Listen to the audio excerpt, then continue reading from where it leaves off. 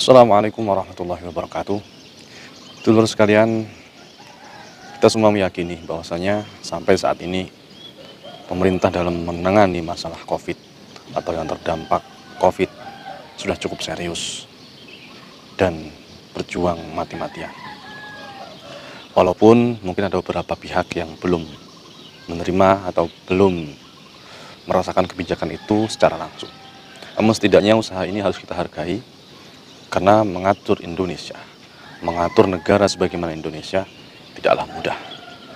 Karena Indonesia itu sangat luas cakupannya, terdiri dari berbagai suku, pulau, dan etnis. Pada video kali ini saya akan mencoba untuk meminta kepada jajaran terkait, dalam hal ini tentunya pemerintah, dan semoga ini didengar oleh oknum-oknum terkait.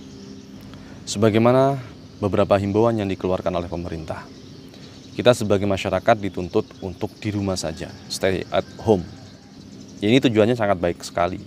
Tujuannya adalah memotong penyebaran virus COVID-19. Namun di sisi lain, ada juga hal-hal lain yang juga menjadi dampak ketika kita hanya berdiam diri di rumah. Di antaranya adalah penggunaan listrik tentu akan menjadi lebih tinggi daripada ketika kita memiliki aktivitas di luar rumah.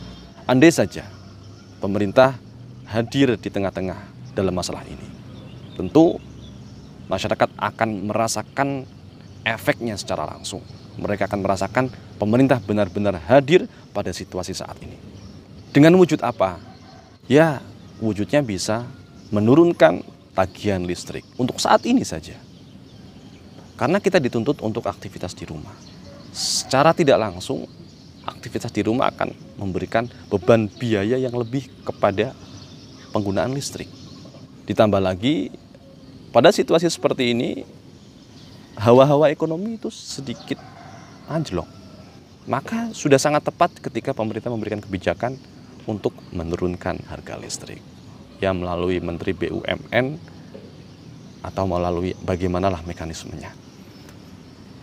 Yang jelas ketika kita beraktivitas di rumah, tentu penggunaan listrik akan sedikit lebih banyak daripada biasanya. Dan ditambah lagi, untuk situasi darurat sipil seperti ini, posisi kita atau posisi banyak orang tentu mengalami kelesuan ekonomi. Dan yang kedua, ada juga himbauan bagi para perantau untuk tidak mudik. Di sini kalau hanya bersifat himbauan, kalau hanya bersifat perintah tanpa ada solusi apapun, maka mungkin akan banyak dimentahkan. Dalam kenyataannya karena banyak orang-orang yang sudah terlanjur untuk membeli tiket. Dan tentunya pembelian ini sebelum masa-masa COVID melanda Indonesia. Lalu apakah hanya sekedar himbauan saja? Masyarakat yang mau mudik, yang dari perantauan diharapkan tidak mudik, tapi tidak ada solusi bagi mereka yang sudah membeli tiket. Kan bisa direfund.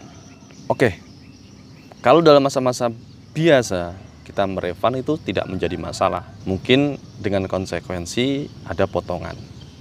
Tapi dalam masa-masa seperti ini, refund bukan menjadi pilihan kita pribadi, tapi lebih khusus untuk taat kepada pemerintah agar kita tidak mudik. Maka ketika pemerintah memberikan kebijakan untuk misalnya potongan refund tidak boleh lebih dari 20%, atau bahkan ditiadakan sama sekali, ini akan juga memberikan dampak yang cukup baik dan masyarakat akan benar-benar merasakan kehadiran pemerintah di saat-saat darurat sipil seperti ini. Saya juga perantau, tapi untung saja saya belum beli tiket. Karena kemarin sebelum masa-masa COVID ini, saya mau beli tiket tapi belum punya uang. Jadi ada manfaatnya. Tapi untuk yang sudah beli tiket, mohonlah dari jajaran terkait, dalam hal ini pemerintah, memberikan solusi kepada masyarakat kita, wabil khusus kepada para perantau yang sudah terlanjur membeli tiket. Kalau dalam situasi seperti biasa, mungkin potongannya sampai dengan 40-50%. Tapi apakah dalam situasi seperti ini juga harus diterapkan hal yang sama? Sementara kita mau membatalkan mudik, itu juga atas himbauan dari pemerintah. Tapi apakah pemerintah tidak memberikan solusi apapun? Ini mungkin perlu dipikirkan. monggo dipikirkan bagaimana mekanismenya. Dan yang ketiga, ya banyak sekali yang terdampak baik dari sisi ekonomi, sosial maupun pendidikan dalam penanganan masalah COVID ini. Salah satunya juga yang terkena dampak adalah guru-guru kita, mubalik-mubalik kita, ustadz-ustadz kita, yang mereka hanya memiliki penghasilan dari sana. Artinya kehidupan mereka ya memang dari sana. Mereka mengajar, mereka memberikan tausiah, memberikan ceramah, kemudian diberikan amplop. Nah saat ini dalam situasi darurat sipil seperti ini, pengajian-pengajian itu semuanya di-cancel. Ini juga imbauan dari pemerintah. Lah terus, apakah dengan di-cancel itu, terus kemudian Ustadz tetap mendapatkan bisyarah bahasanya? Tidak kan? Maka bisyarah juga tidak ada. Kalau untuk Ustadz mubalek yang memiliki pekerjaan yang bersifat tetap, artinya setiap bulan masih mendapat gaji, mungkin masih tidak menjadi masalah. Tapi bagaimana guru-guru kita, ustadz-ustadz kita, mubalik-mubalik kita yang memang mereka hanya mendapatkan penghasilan dari sana. Ini juga harus menjadi pemikiran pemerintah. Sebenarnya mereka juga terdampak sama sebagaimana ojol, pedagang kaki lima, dan lain sebagainya.